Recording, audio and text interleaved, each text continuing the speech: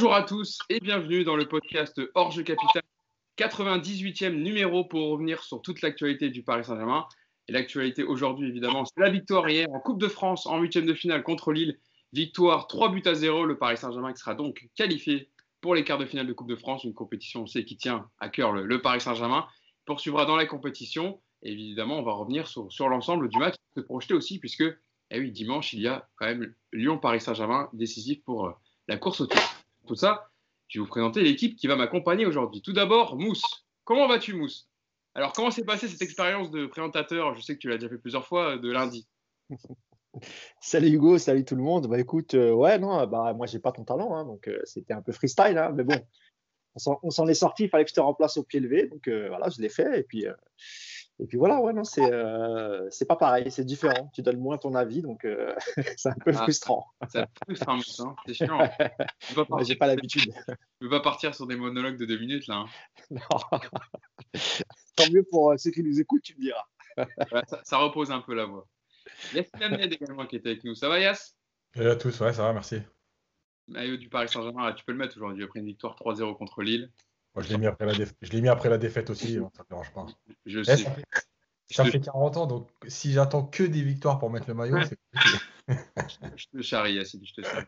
Et enfin, avec nous, ça nous fait très plaisir. C'est la première fois qu'il est avec nous sur le podcast. Notre invité, c'est Tripi Makonda aujourd'hui. Est-ce que j'ai besoin de le présenter? Ancien joueur du PSG entre 2008 et 2011. Lancé par Paul Le Guen un soir de février 2009, le 18 pour être exact, en Coupe de l'UEFA contre Wolfsburg. Ça nous fait extrêmement plaisir que tu sois avec nous. Bienvenue Tripi. Comment ça va? Ça va bien, merci à vous, merci pour l'invitation. On s'est loupé de peu. Vous avez fait un épisode sur le centre de formation, sur la formation générale. J'ai pas pu être présent, mais je suis très content aujourd'hui d'être présent avec vous en tout cas. Ah oui, on voulait ton avis, on t'avait contacté, c'est vrai que ça nous aurait bien servi pour le podcast. Bon, on a fait quand même, j'étais avec Yacine et Thibaut Desplats, on a fait un podcast de qualité, mais c'est sûr que ton avis aurait été intéressant. Bon, et Jean-Michel Badian quand même. Et Jean-Michel Badian aussi, évidemment, qui a fait avec nous, qui nous a apporté énormément sur son vécu d'ancien Titi du PSG. Bon, Tripi aussi, je vois depuis quelques temps, là, ça y est, ça fait des petites vidéos tactiques pour le club, pour le PSG, ça décortique le jeu de Rafinha, etc., c'est ça? Ouais, écoute, c'est plaisant, c'est de l'analyse tactique. Le PSG Média qui m'a contacté sur Twitter, mais ça fait depuis septembre 2020. Donc on a discuté, on a parlé de ce qu'ils voulaient mettre en place. Bien sûr, je parle que des choses positives du PSG, donc je peux pas dire aussi des choses, on va dire, négatives. Donc je peux pas dire que c'est un peu ça le bémol, mais je pense que ça serait bien quand même sans pour autant les critiquer, tu vois, donc que ça soit ludique, quoi. Donc voilà, c'est des vidéos un peu ludiques sur des choses positives du PSG. Et franchement, c'est très plaisant. Moi, c'est ce que j'aime, moi, tout ce qui est tactique, stratégie et tout. Donc moi, ça me fait plaisir. En plus, c'est le PSG, donc forcément, je suis content. Alors, vous pouvez suivre évidemment Tripi sur Twitter parce qu'il réagit énormément au match du PSG. Vous apprenez souvent tactiquement des matchs. Alors nous, Tripi, on a une minute tactique, mais on parle aussi du négatif. Avec Yacine qui nous fait... Je sais bien. J'ai regardé. Ah ouais, tu l'as déjà vu? Ouais, j'ai regardé. Franchement, c'est mieux. Après, c'est tout à son honneur de faire ses analyses tactiques. Après, lui, il a la chance de faire positif et négatif. Non, mais après, c'est ce qui est bien, c'est que ça permet tu sais, parce que voilà, quand les gens regardent le foot, la plupart du temps, c'est vraiment des supporters qui regardent que le résultat ou ils regardent pas les détails comme Yacine peut le décortiquer dans ses vidéos. Et quand les gens ils regardent ça, donc après, quand ils regardent le match le week-end prochain ou le match suivant, ils vont faire plus attention. Ce qui est bien, c'est que c'est court et que c'est ludique. C'est ça, en fait, le truc. Il faut que ce soit court et ludique et la personne qui regarde la vidéo apprenne quelque chose après cette vidéo. Non, mais Tripi, de toi à moi, t'aurais bien voulu mettre une petite critique à Kurzawa. Vu que c'était ton poste. Non, mais franchement, après, sur Kurzawa, non, c'est pas... je te taquine, Tripi. Ça soit sur l'homme ou pas, tu vois, par exemple, hier, j'ai mis un tweet sur les orientations des latéraux. Tu vois, quand tu vois qu'à chaque fois, tu peux faire un décalage et que leur première intention, c'est de faire un contrôle vers l'arrière. Et après, tu vois la passe de Kurzawa du droit, limite presque pris par l'attaquant lillois. Tu te dis, mais en fait, c'est compliqué. Et surtout pour un club comme le Paris Saint-Germain qui a besoin de développer quand même un jeu. Parce qu'aujourd'hui, tous les clubs sont retranchés derrière. Si tu n'as pas des latéraux qui t'arrivent à emmener ce plus vers l'avant au niveau de la première passe, au niveau de l'engagement offensif. Au final, c'est pour ça que voilà, il y a aussi ces incidences où tu te fais presser, où le bloc adverse il arrive à monter. Et c'est compliqué. Franchement, c'est compliqué. Vous avez vu déjà, Trippi, il est parti dans l'analyse. On n'est pas encore en train. Ah, À quel point ça le passionne. Mais c'est pour ça que tu es là aussi aujourd'hui, Trippi, parce que tu vas nous aider évidemment à bien décortiquer ce match. Yacine, est-ce qu'il y aura une minute tactique sur ce match d'hier contre Lille?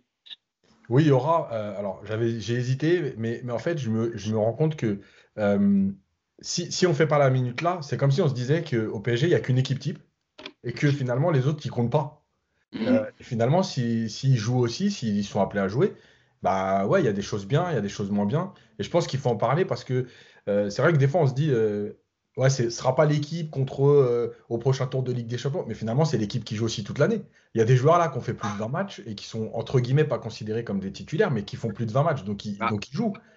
Donc bien. oui, il y aura une minute parce qu'évidemment, il y a ce qu'a dit Trippi sur l'orientation du corps, mais il y a aussi eu hier des erreurs de positionnement, il n'y avait pas une réelle cohérence, il y a un bloc équipe qui était un peu bizarre. Je trouve qu'en ce moment, il y a un vrai problème, on en reparlera après vite fait, mais juste pour dire à peu près sur ce qui va se passer, il y a un vrai problème, c'est qu'on a des attaquants d'un côté et le reste de l'équipe de l'autre, trop vite dans le match en fait.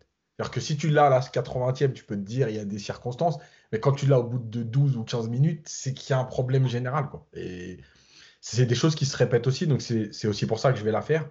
Parce que finalement, c'est même pas une question de joueur, c'est une question de collectif. C'est des choses qui se répètent à chaque match, quels que soient les joueurs. Bon, je vois que vous êtes chaud, donc on va rentrer. On va pas attarder plus longtemps. On va rentrer dans ce débrief du match. Donc, sinon, Hugo, sinon on les laisse. Hein. Mousse, j'ai un peu de jus d'orange, si tu veux, parce que je sais que tu as par réflexion, Mousse, on boit un petit verre de jus d'orange, si tu veux, on parle tranquille, on parle de ta nouvelle maison, de ta nouvelle vie, et puis on laisse faire les tactiques. Hein. Nous, on n'a pas le niveau, donc on peut attendre de côté, ça ne me dérange pas, on apprendra des choses. C'est ça. Bon, victoire du Paris Saint-Germain quand même, parce qu'on parlait un peu de choses négatives, mais il y a la victoire quand même du Paris Saint-Germain. 3-0 contre Lille, donc qualification pour les quarts de finale pour le Paris Saint-Germain. Mauro Icardi avait ouvert le score à la 9e minute, qui était muet depuis un mois et demi, hein, l'attaquant argentin qui a remis ça. Et puis les buts du 2 et 3-0, doublé de Kylian Mbappé à la 41e, donc 2 minutes après sa rentrée, après la petite blessure, la petite alerte musculaire de Mauro Icardi sur penalty. Et puis en fin de match, le petit piqué qui fait du bien à la 93e minute. Donc victoire 3-0 du Paris Saint-Germain. Mousse, je vais commencer avec toi pour faire une petite analyse un peu générale, portée par Mbappé et par Keylor Navas une nouvelle fois. Victoire à l'expérience, on va dire, du PSG 3-0, un clean sheet. Les Parisiens ont su être efficaces sur leur situation et profiter des erreurs lilloises. Est-ce que c'est bien résumé si je le dis comme ça?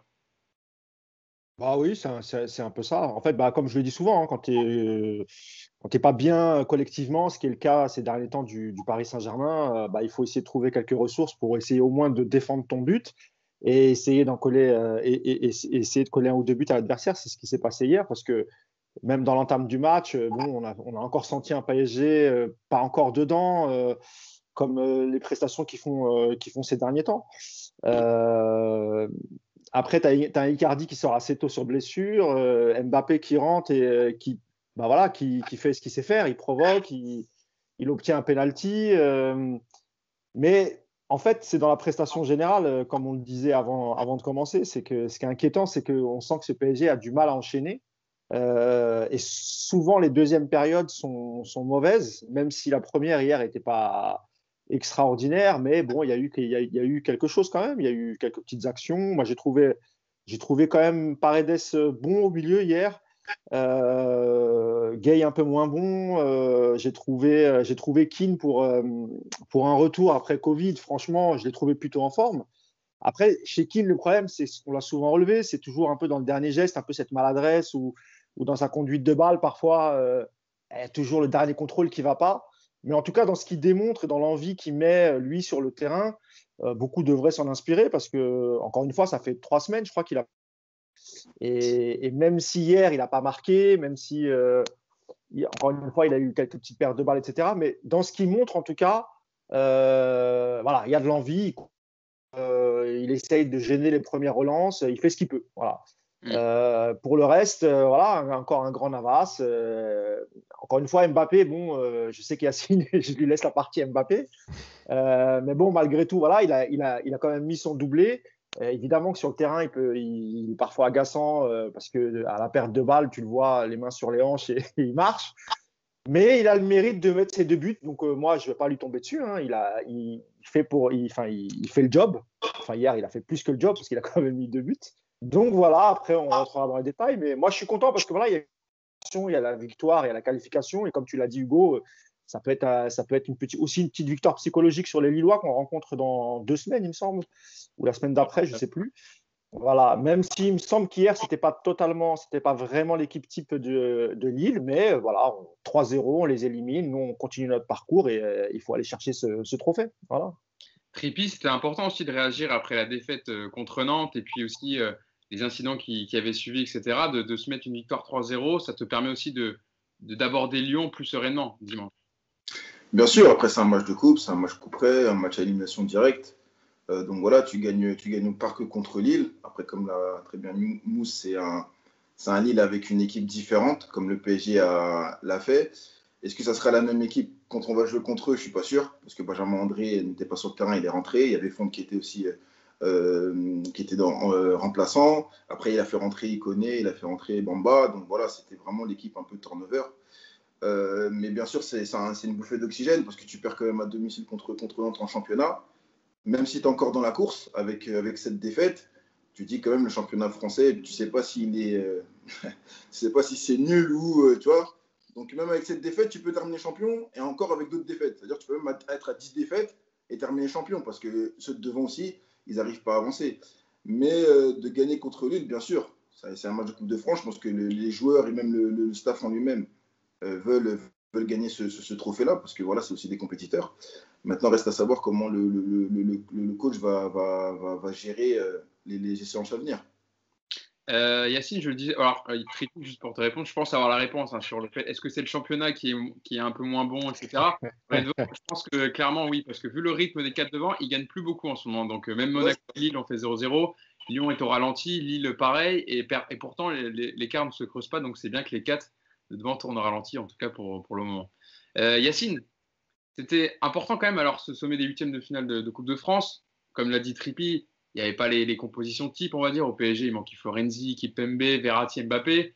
Lille, il n'y avait pas José Fonte, il n'y avait pas Benjamin André, il n'y avait pas Renato Sanchez, ni Koné, ni Bamba, ni Jonathan David. Mais quand même, c'était le deuxième de Ligue 1 qui a battu le premier, même si c'était en Coupe de France, c'est pas rien. Il poursuit son parcours dans la compétition de la Coupe de France, à laquelle on sait que le PSG tient énormément. C'est pas à toi que je vais l'apprendre, Trippi. Le fait de gagner contre le leader du championnat et donc ton adversaire numéro 1, est-ce que ça peut te donner un petit avantage psychologique dans la course au titre? Alors déjà, pour ceux qui ont suivi Lille, en fait là, c'est le Lille, à part à une exception près, c'était Diallo, mais c'est le Lille qui a fait l'Europa League. Donc c'est pas non plus le Lille, on va dire. Ils ont un effectif conséquent. C'est vrai qu'on voit pas les disparités entre les joueurs parce qu'ils ont tous à peu près le même niveau. Ils ont un bon effectif. C'est pour ça, à part peut-être Benjamin André, effectivement, tout le reste, en fait, c'est des joueurs qui ont joué l'Europa League parce que Galtier, il fait beaucoup tourner comme ça. Il a des joueurs un peu interchangeables avec un niveau homogène. Donc, c'est pas non plus une équipe C. Donc, bon, ça, c'est la première chose. Oui, c'est important parce que de toute façon, alors il y a deux choses. La première, c'est que la coupe. Donc, la coupe, tu passes ou tu passes pas. Donc, déjà, ça, c'est réglé. La deuxième chose, c'est que en fait, ça va être à double tranchant cette histoire. Ça veut dire que moi, je pense qu'au départ, tu prends un petit ascendant en se disant on est premier, mais finalement, le PSG qui souffre nous met 3-0. Maintenant, le match va arriver très vite, dans 2 semaines, et Galtier en a déjà parlé dès la fin du match, et ça veut dire que, parce que, en espérant que Lille fasse une petite erreur contre Nîmes ce week-end, ce qui s'annonce compliqué, mais on peut y croire, parce que ce championnat, il est un peu fou. Oui, c'est vrai. Paris a perdu quand même 2 fois contre le 19e. Hein. Lorient était 19e. Ouais. Et Nantes, donc il peut. Ouais, mais Lille, ils font pas ces accros-là quand même. Hein, Oui, normalement. Bah, ils ont quand même fait que match nul contre Strasbourg. Mais non, mais juste pourquoi? Parce qu'en fait, j'ai l'impression que dans son discours, Galtier est déjà projeté sur le PSG en se disant Nîmes, normalement, ça va être une formalité. Donc finalement, c'est la finale dans 15 jours. Et en fait, l'avantage de ça, on en parle régulièrement sans que ça soit un sujet prédominant, mais je pense qu'il est important, c'est qu'en fait, il y a des équipes qui sont capables de gérer une course au titre, comme il y a des équipes qui sont capables de gérer une course au maintien, et tu as des équipes qui ne sont pas préparées pour le maintien et qui, à un moment donné, souffrent, parce que c'est une pression qui est très différente. Et là, en fait, Lille, on est tout à fait dans ce cas-là, ça veut dire qu'ils ont été en tête ou très haut toute la saison, à la lutte avec le PSG, Lyon, bon voilà. Et en fait, là, on est dans un vrai moment tournant, entre guillemets, à savoir comment ils vont gérer cette pression de 15 jours. En plus, il y a une trêve internationale. En se projetant sur le PSG, parce que là, les joueurs, c'est la même chose que le PSG, en fait. Là, les joueurs qui vont jouer contre Nîmes, ils vont se dire, faut pas se blesser, il y a la finale dans 10 jours. Ils nous ont battus, il va falloir se reprendre, on a 3 points d'avance. Il y a tout ça qui joue. Et en fait, est-ce que Lille ne va pas jouer le match trop tôt? Donc, si tu veux, c'est à double tranchant. Soit ils se disent, ah, ils nous ont mis une tarte et maintenant, il nous reste que la Ligue 1 et on doit tout donner là-dessus et voilà. Ou est-ce qu'ils se disent, ah, ce match important, important, important, on va leur répéter, vous avez été en tête. Est-ce que ce serait pas un échec finalement pour Lille de ne pas être champion face à ce PSG-là qui a cette défaite en Ligue 1? Et cette pression, c'est vraiment une pression très spéciale à gérer, il ne faut pas croire. Hein. C'est pas de se dire le fameux ils n'ont rien à perdre. C'est faux maintenant. En fait, ils n'avaient rien à perdre jusqu'à maintenant, mais maintenant qu'ils sont devant à 9 journées. Eh oui, on ne peut plus dire ça. On ne peut plus dire oui, ils n'ont rien à perdre, c'est malgré tout le PSG. Bien sûr qu'ils ont à perdre. Ils ont 3 points d'avance à 9 journées de la fin. Donc, je pense que c'est cette gestion qui va être importante. Et la victoire du PSG, elle peut amener un petit plus en disant ah, finalement, ce PSG, même soi-disant plus faible que les autres années, soi-disant en difficulté, ils nous ont quand même mis 3-0. Alors après, on peut revenir sur le contenu du match, il n'y a pas de problème. Mais ça a un rôle important. Tribi, je te l'ai pas dit, mais n'hésite pas, hein, si tu veux prendre la parole, etc. Non, non, j'écoute. Attends, Yacine, n'écoute pas, on écoute. Hein. C'est très intéressant ce qu'il a dit. Hein. T'inquiète, tu peux leur couper la parole, c'est moi qui maîtrise pas, donc pas de souci. Mousse, bon, ce que je disais aussi, je vous ai posé la question en off, en vous détaillant un peu le programme. Est-ce que ça te donne aussi un peu la paix sociale à Paris de mettre 3-0 à Lille, alors que depuis le début de saison, on sait que contre les 4 de devant, Paris a eu énormément de mal à s'imposer. Alors, encore une fois, je rappelle, c'est en Coupe de France, mais toujours dans cette idée d'avantage psychologique, de leur mettre 3-0 en ayant fait un match correct, mais voilà, bien maîtrisé, on va dire, mais où tu aurais pu te faire reprendre, ça joue quand même, ça aide pour les Parisiens. Bah, ça aide peut-être dans l'esprit des joueurs de se dire on a pris un avantage psychologique, sans doute, mais dans l'esprit du coach, je ne pense pas, parce que si tu regardes le nombre de tirs lillois, le nombre d'arrêts de Keylor Navas. J'ai les stats, si tu veux, il y a eu 18 tirs oui. face à 11 pour le PSG, avec 5 tirs cadrés côté Lillois et 6 côté Paris Saint-Germain. Mais en possession, alors d'une courte tête, mais Lille est à 51% de possession de balle. Et au niveau des arrêts de gardien, Paris, il y en a eu 5 et 3 côté Lillois. Et au niveau des passes aussi, c'est intéressant, il y a eu 502 passes côté Lillois, 501 côté Paris Saint-Germain. C'est pas souvent quand même qu'une équipe fait plus de passes que le Paris Saint-Germain en face. Ça veut dire ce que ça veut dire, mais voilà. C'est pour ça que je te dis que sans doute, si tu prends que le résultat des joueurs, il y a sans doute un soulagement de se dire bon, on n'a pas fait de 2 défaites consécutives, Nantes et Lille. Tu mets 3 buts, c'est vrai, mais dans le contenu du match, quand le coach va analyser quand Pochettino avec son staff va l'analyser, je ne suis pas sûr que lui soit. Je ne dis pas qu'il ne va pas être rassuré, mais quand tu es chez toi, tu es au parc et que ton adversaire, même s'il est premier de Ligue 1, mais tu es quand même sur le papier, dans l'effectif, etc., tu es quand même supérieur à Lille, qu'il fasse plus de tirs, que ton gardien soit obligé de sortir un exploit, de faire des arrêts, etc., ça, c'est pas normal. C'est pas le PSG qu'on a connu les saisons précédentes. Donc, j'ai l'impression qu'il y a chez nos adversaires, il n'y a plus aucune crainte, en fait. Ils sont capables de battre Paris au parc, de battre Paris à l'extérieur. Et ça, c'est une donnée dont on n'avait plus l'habitude, parce que nous, on l'a toujours connu. Là, c'est vrai que c'est une saison particulière, mais si tu prends les 3-4 dernières saisons, à part les années où il y a la première saison où on perd le titre face à Montpellier, et la saison face à Monaco où on est au coude à coude, et il y a aussi Nice, il me semble, dans le coup. Là, franchement, c'est quand même un peu inquiétant dans le contenu tout de même. Et hier, Lille, même si ce n'était pas effectivement l'équipe habituelle, c'est plutôt l'équipe Europa League, mais ce sont des joueurs qui ont quand même cumulé pas mal de minutes de match. Mais ils ont réussi quand même, eux, à garder leur. C'est-à-dire qu'ils ont perdu collectivement, c'est vrai. Nous, on a gagné grâce à des individualités, mais sur le terrain, dans le jeu, etc., Lille a été quand même beaucoup mieux. Enfin, je veux dire, eux, ils se trouvent beaucoup plus facilement. Le jeu, il est rodé. Le circuit de passe, il est rodé. Tout ça, c'est rodé chez Lille. Et nous, depuis le début de saison, c'est ce qui nous manque. Et alors, même si Pochettino, il n'a pas tout le temps son effectif au complet, entre les blessés, les retours de Covid, etc., c'est pas évident pour Pochettino. Il arrive en janvier, je rappelle.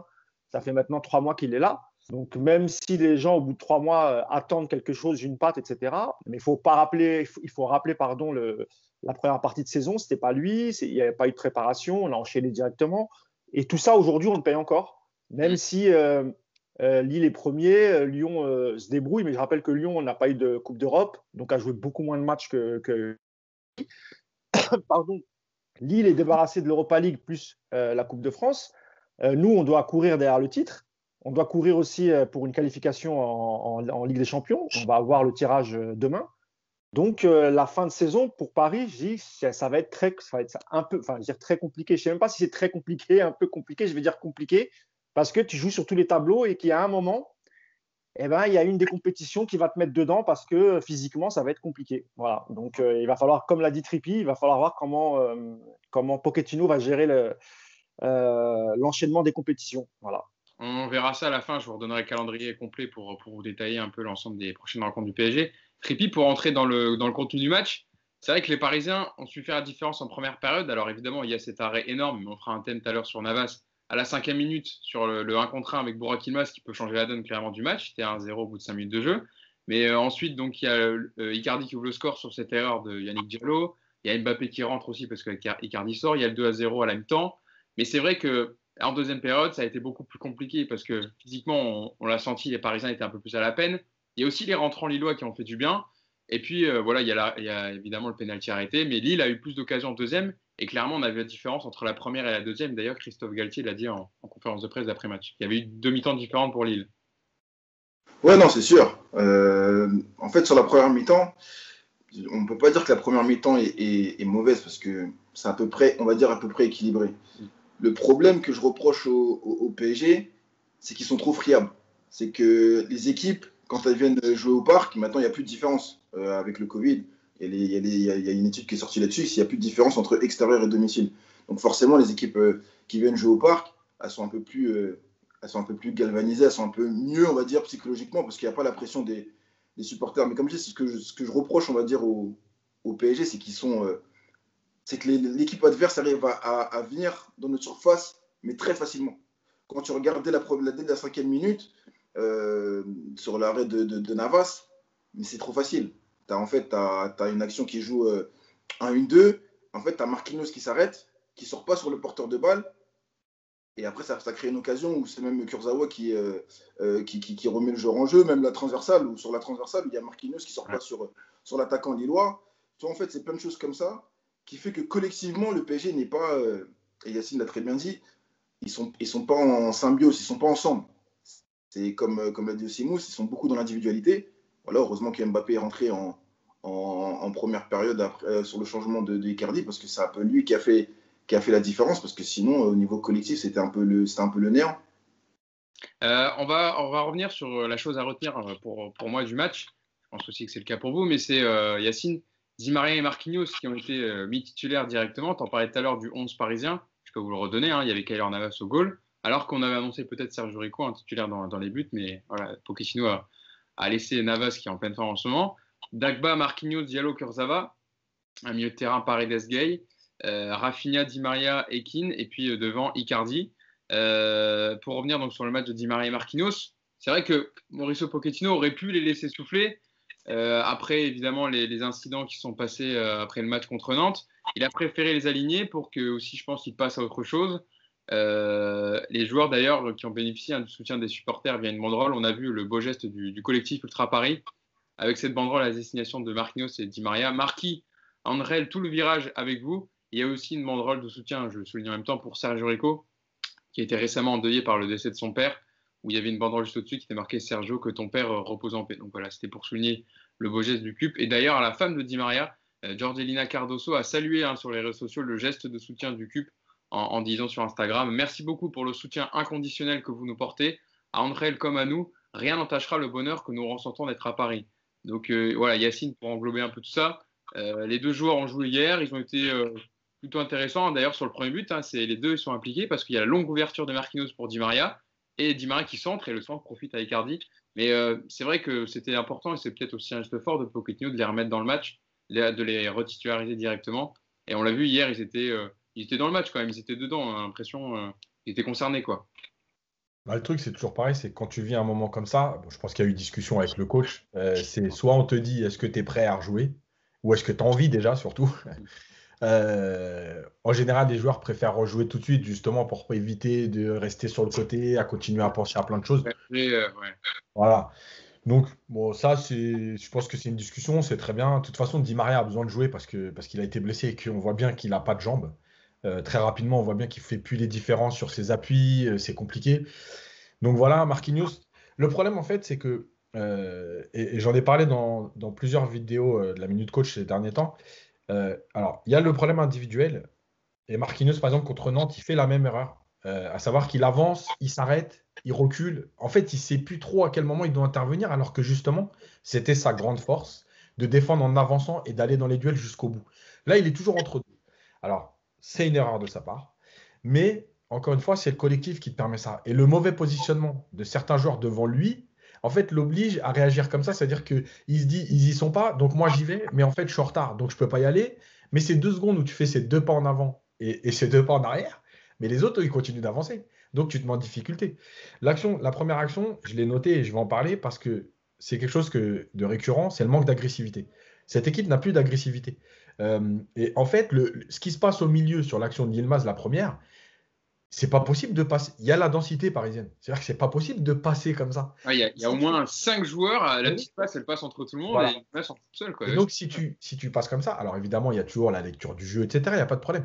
Mais il y a ce manque d'agressivité. C'est-à-dire que tout le monde regarde un peu. Toi, tu y vas, toi, tu y vas, toi, tu y vas pas. Ouais, je sais pas si je vais y aller. Et finalement, personne n'y va. Donc, ça, c'est des problèmes récurrents. Et la dernière chose, et je voudrais revenir sur Mbappé, parce qu'il y a beaucoup de gens qui me disent sur les réseaux et tout, ouais, mais t'es trop dur, Mbappé, il n'a pas à défendre. Mais encore une fois, moi, je ne demande pas à Mbappé de venir tacler comme l'a fait Cavani à l'époque, de venir tacler comme un numéro 6. En fait, la différence, c'est que, et je l'ai expliqué plein de fois, le joueur qui vient au pressing ou qui se replace dans une ligne, qui sort sur un porteur, c'est pas lui qui récupère le ballon 9 fois sur 10. C'est ceux qui sont autour. Mais ce positionnement, il permet aux autres d'être en place. Et si Mbappé ne fait même pas ces courses-là de 5 ou 6 mètres pour se remettre dans une ligne, en fait, tu crées un décalage puisque son positionnement qui est trop haut ou qui regarde les autres défendre, il faut bien qu'il y ait un joueur qui le fasse. Donc, encore une fois, moi, je suis très dur avec Gay, vous le savez, il n'y a pas de problème. Mais encore une fois, c'est qui doit le faire? Donc, c'est Gay. Sauf que Gay, il n'a pas à être là. Parce que si le joueur est redescendu dans la ligne, il est plus à l'intérieur. Si Gay sort à l'extérieur pour aider Kurzawa, il faut bien qu'il y ait un autre joueur qui vienne compenser cet intervalle, et ainsi de suite. On a l'habitude dans le foot de dire l'intervalle, entre guillemets, c'est 7 à 11 mètres entre chaque joueur. Mais si tu as un joueur qui ne vient pas dans cette ligne, l'intervalle, il ne peut plus être de 7 à 11 mètres. Donc, il est de 10 à 15. Et puis de l'autre côté, et ainsi de suite. Donc, en fait, c'est toutes ces petites choses qui créent du déséquilibre collectif. Et c'est pour ça que hier, d'ailleurs, pendant les matchs de Coupe d'Europe, je l'ai tweeté.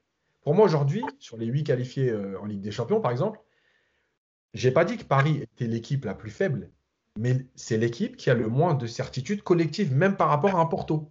Et en fait, c'est tout ça qui crée ces incertitudes collectives. Alors après, il n'y a pas de problème. Mbappé, quand il a le ballon et qu'il va percuter, il fait la différence. OK. Mais j'ai envie de dire que si avant ça, Lille est efficace, en fait, à la fin, on s'en foutra que Mbappé il ait eu ses 2 ballons pour aller percuter, parce qu'il y aura déjà 2-0. Et c'est comme les arrêts, tu vois, tu parlais des stats. Bon, tu connais mon amour pour les stats. Navas fait 5 arrêts et Maignan fait 3 arrêts. Ok, mais quel type d'arrêt? Maignan, je suis désolé, j'ai pas vu d'arrêt compliqué. Les arrêts qu'il fait, c'est des frappes un peu sur lui. Il y a une frappe de Di Maria à un moment donné où il est bien placé, il la prend. Par contre, Navas, il fait des vrais arrêts décisifs. Des arrêts où la défense est à la rue et qu'il sauve l'équipe. Ok, il n'y a pas de problème. Quand j'ai dit sans Navas, que serait la saison?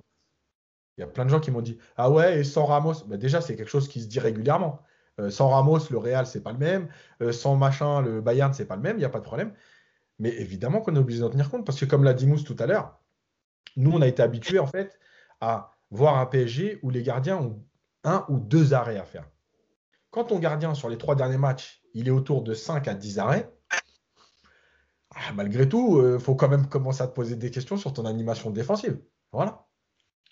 Mousse, avant de te lancer sur les performances de Marquinhos et Di Maria, une petite déclaration de Pochettino sur est-ce qu'il était satisfait de la prestation de ses joueurs en conférence d'après-match, et il parle de Di Maria et Marquinhos, c'est pour ça que je vous la donne maintenant. Réponse de l'entraîneur argentin: je suis satisfait, très content de l'état d'esprit de l'équipe. Nous avons vécu des derniers jours difficiles, les joueurs comme leur famille, je les félicite. Je les sentais touchés par ce qui s'était passé dimanche. La raison laisse place au cœur dans ces moments-là. L'humain, c'est la priorité. Personne n'est préparé à ce genre de situation. Les joueurs ont fait un grand travail pour rester concentrés. Leur état d'esprit était extraordinaire. André et Marquinhos se sentaient bien pour jouer. Donc voilà, au moins c'était l'information, c'est de savoir que c'est eux. Il y a eu eux étaient motivés en tout cas pour jouer ce match. Mousse, toi, comment tu les as trouvés Di Maria, qui, voilà, Yacine le disait, c'est vrai, il revient de blessure, donc il faut qu'il aussi retrouve le rythme parce qu'il y a des grosses échéances qui arrivent. Et puis le capitaine Marquinhos, qui n'était pas avec Kimpembe, les deux qui avaient été en difficulté contre Nantes. Sur Di Maria, de toute façon, je pense qu'il n'y avait pas beaucoup de choix parce que Sarabia n'était pas apte. Donc, même s'il avait voulu faire tourner, il aurait fallu trouver encore une autre solution. Et puis, je pense que, comme l'a dit Yacine, dans ces cas-là, tu as envie de rejouer. Si tu gagnes, c'est encore mieux parce que ça te donne le sourire et ça te fait plus ou moins. Évidemment qu'ils ne vont jamais oublier ça, mais 3 jours après, tu fais une qualification en quart de finale pour aller chercher un trophée. Donc, évidemment, ça te change les idées. Puis, en plus, tu participes avec une passe décisive. Moi, après le match de Di Maria, en dehors de ça, je ne l'ai pas trouvé encore une fois extraordinaire. Je trouvais qu'il disparaissait par minute pendant le match, tout comme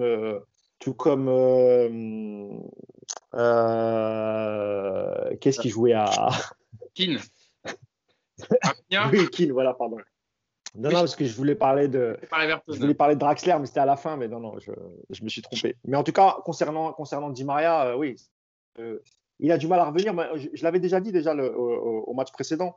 Il fait plus de différence. Là où avant, il faisait avec son pied gauche, il rentrait à l'intérieur, il essayait de trouver un attaquant qui coupe et qui mette le but de la tête ou autre chose. Mais on sent que Di Maria, voilà, je ne pense pas que ce soit lié à ce qui s'est passé dimanche, parce que le problème, il date même d'avant. Alors, je ne sais pas, parce que lui aussi, il a eu le Covid, lui aussi, il a été blessé. Il y a plein de choses. Et on a l'impression cette saison que lorsque tu joues plus 2-3 semaines, c'est de plus en plus dur de revenir, en fait. Et eux, ils ont eu, parce que lui, rappelez-vous, hein, il a eu aussi la longue suspension. Je ne sais plus combien de matchs il avait eu c'était contre Marseille et le crachat. Voilà, 6 matchs. Tout à l'heure, tu parlais d'agressivité. Tu disais ils n'ont plus d'agressivité. J'ai l'impression que toute l'agressivité, il l'avait mise face aux Marseillais au début de championnat. Donc voilà, pour Di Maria, ok, il fait une passe D, mais après, il disparaît dans le match. Et ces derniers temps, c'est beaucoup ça. Marquinhos, c'est un peu mieux parce que je pense que si lui, il n'est pas au milieu de terrain, c'est déjà très compliqué. Là, hier, il était associé avec Diallo. Moi, j'ai toujours défendu Diallo parce que je trouve que c'est un joueur intéressant, plutôt intelligent, et qui balle au pied. Il a plutôt une bonne relance. Donc, moi, je trouvais que le match de Marquis, même si c'était un peu parfois compliqué, ça va. Je n'ai pas grand-chose à lui reprocher. Voilà, mais encore une fois, je pense que Pochettino leur a demandé. Ils en avaient parlé juste avant le match. Je crois que c'était pendant la conférence de presse. Ils avaient dit que Di Maria, lui, se sentait prêt et qu'il voulait jouer. Et puis, il a préféré faire reposer Kimpembe parce que c'est vrai aussi que Kimpembe, ces derniers temps, c'était parfois un peu compliqué pour lui. Il avait enchaîné beaucoup de matchs, sans doute pour qu'il soit prêt face à Lyon. Donc voilà, Di Maria, comme je t'ai dit, bon, pas extraordinaire, mais il apporte la passe décisive. Il est toujours capable, avec sa patte gauche, de t'apporter quelque chose. Et puis Marquinhos, après ce qu'il a vécu, voilà, il a plutôt fait un match correct. On va dire qu'il y a pire sur le terrain que ces deux-là. Voilà. Trippi, évidemment, je veux bien ta réaction sur Di Maria et Marquinhos, mais pour aussi aller un peu plus loin, ça m'intéresse d'avoir ton avis, toi, l'ancien latéral gauche, sur les performances de Kurzawa et même de Dagba pour englober, parce que c'est vrai que le 4-4 de Lillois, on le disait, ils ont plus de certitude dans leur jeu, on connaît un peu plus leur jeu, un 4-4-2 bien établi, même quand ça tourne, c'est toujours dans ce schéma-là que Lille joue. Et c'est vrai que Timothy Weah, l'ancien Titi du PSG, il a failli d'ailleurs marquer encore une fois. Ils aiment bien les Titi marquer cette saison contre le PSG. Hein. Nadji, du coup, etc. J'en passe. Et Luis Arrocho côté droit et puis Timothy Weah côté gauche. C'est vrai qu'ils ont fait quand même pas mal de mal aux latéraux parisiens. Pardon. Et c'est vrai que c'est aussi pour ça, peut-être que Marquinhos a souffert hier. Ouais, il a souffert. Après, pour revenir sur les latéraux, c'est vrai que ça a été compliqué pour eux, que ce soit pour Dagba ou Kurzawa. Comme je dis, le reproche que je leur fais, c'est sur leurs orientations corporelles. C'est sur le fait d'emmener le jeu vers l'avant où ils ont beaucoup de mal. Ils ont énormément joué vers l'arrière, malgré, je me rappelle là d'une image où Dagba reçoit le ballon, il y a Di Maria qui est juste à côté de lui, et même Di Maria, quand il remet en arrière, il le regarde, il dit, mais en fait, t'as juste qu'à regarder, et je suis juste à côté de toi, quoi, tu vois. Et c'est problématique, parce que ça te permet pas d'avancer dans le jeu. Après, on peut dire oui, mais il n'y a personne sur le côté. Mais en fait, si ta première touche est vers l'avant, bah déjà, tu es vers l'avant, donc tu as tout le temps, on va dire, de regarder le jeu. Et même encore, je vais même encore aller plus loin, c'est que je pense qu'ils n'ont pas de prise d'information avant. C'est-à-dire qu'ils n'arrivent pas à scanner leurs partenaires là où ils sont sur le terrain. C'est-à-dire que dès qu'ils reçoivent le ballon, c'est limite, ils sont surpris. Tu vois, ils sont surpris, j'ai le ballon, qu'est-ce qui se passe?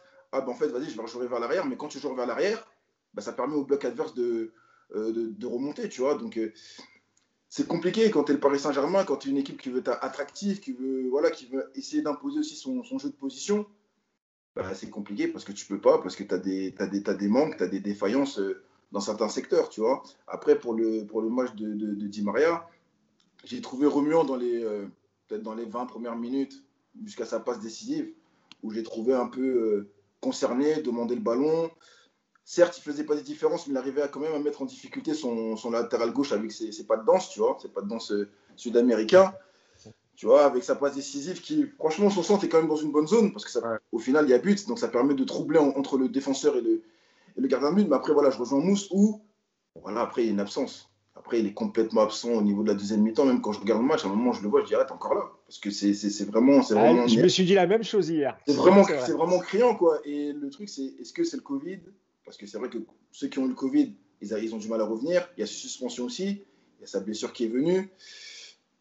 Donc c'est compliqué après peut-être de le juger. Tu vois, après, on va parler de l'âge. Mais l'âge, moi, j'y crois pas trop. Quand tu as une bonne hygiène de vie, voilà, tout peut rouler. Mais c'est vrai qu'il a besoin, je pense, encore de constance. Il a besoin encore de jouer peut-être pour voir encore s'il a le niveau qu'il avait auparavant. Tu vois. Mais c'est vrai qu'avec cette saison, avec le Covid, c'est difficile de juger. Donc on est obligé d'être un peu dans la culture de l'instant. Et c'est normal parce qu'on regarde les matchs chaque week-end. Donc je me laisse un peu le temps de réflexion à son égard. Après, pour Marquinhos, c'est vrai qu'il n'a pas fait un match dégueulasse, hein, mais je rejoins Yacine. En fait, c'est sur des détails qu'il faut regarder. Le truc, c'est que, comme il a dit Yacine, c'est, pour résumer un peu, en gros, il veut faire le pompier, Marquinhos. Par rapport au mauvais placement de ses joueurs, il se dit, bah vas-y, je vais peut-être intervenir, parce que Marquinhos, lui, sa grande force, c'est l'anticipation. C'est ça sa grande force. Et comme il l'a dit, lui, il a besoin de récupérer mentalement pour pouvoir être au mieux dans le match, parce que c'est ça qui lui permet d'avoir une bonne réaction et d'être dans l'anticipation. On le voit bien contre le match contre Nantes, où il pouvait juste appeler Paredes, lui dire, écoute Coco, il y a ton adversaire là direct qui est là, viens le prendre, comme ça moi ça ne m'oblige pas de faire un pas vers l'avant, d'anticiper quelque chose que je ne sais pas si je vais l'avoir parce qu'il était dans l'incertitude, et au final ça te crée le deuxième but nantais.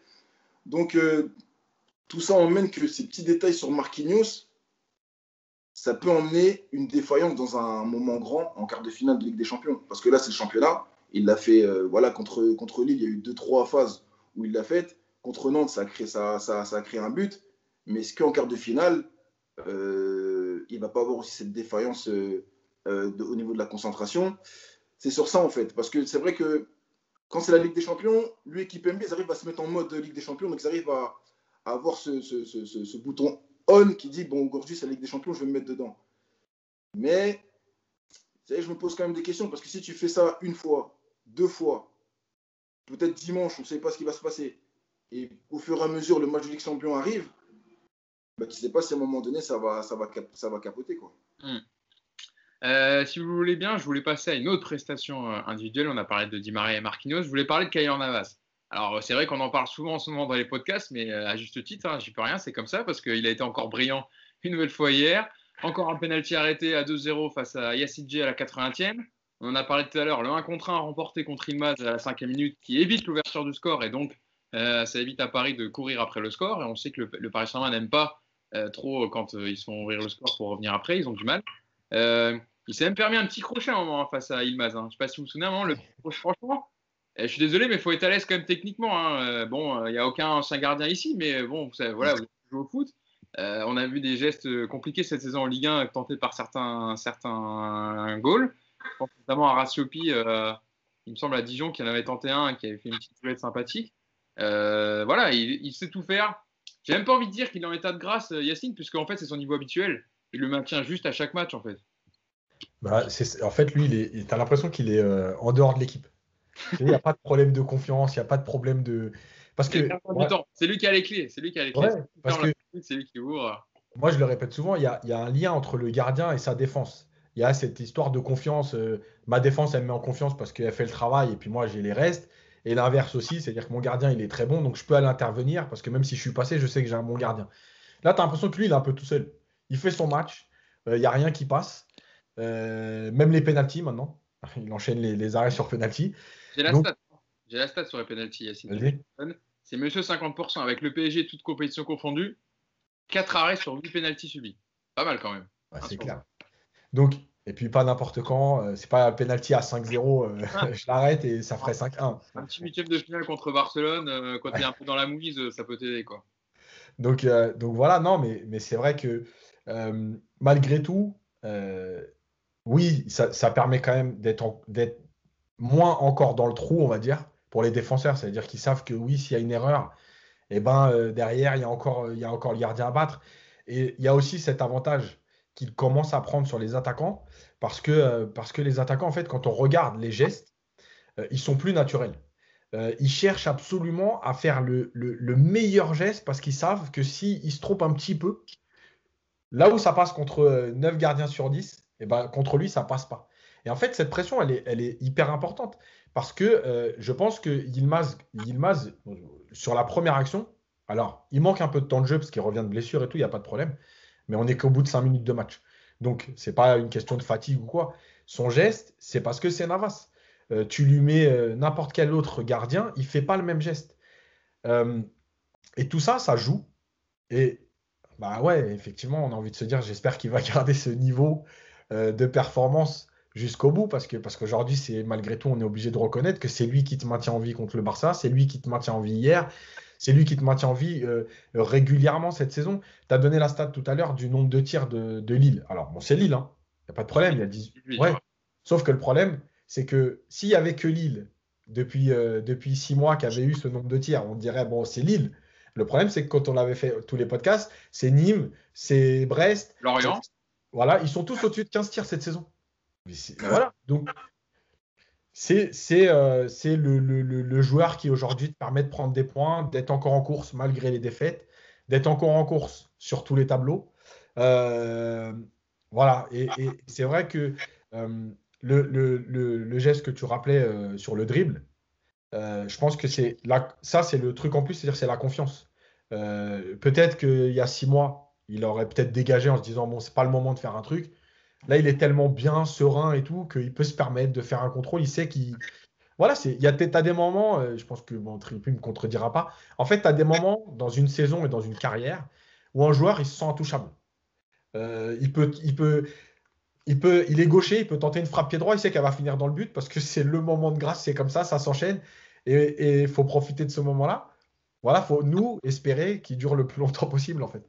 Je vais venir vers toi, justement, Trippi. Moi, je viendrai après vers toi, mais on a la chance d'avoir Trippi, donc je voulais demander son avis sur Keylor Navas. Et aussi, quand tu es défenseur, Trippi, le fait que ça te rassure autant d'avoir un gardien de ce niveau. Petite stat avant de te donner la parole, 66 matchs avec le PSG, toutes compétitions confondues, 35 clean sheets quand même pour Keylor Navas. Voilà, c'est juste pour dire à l'importance du gardien costaricien. Trippi, sur le rôle de Keylor Navas, justement, et ce qu'il dégage auprès des défenseurs, c'est unique, quoi. Enfin, c'est un des, si ce n'est le meilleur en ce moment, peut-être gardien en Europe.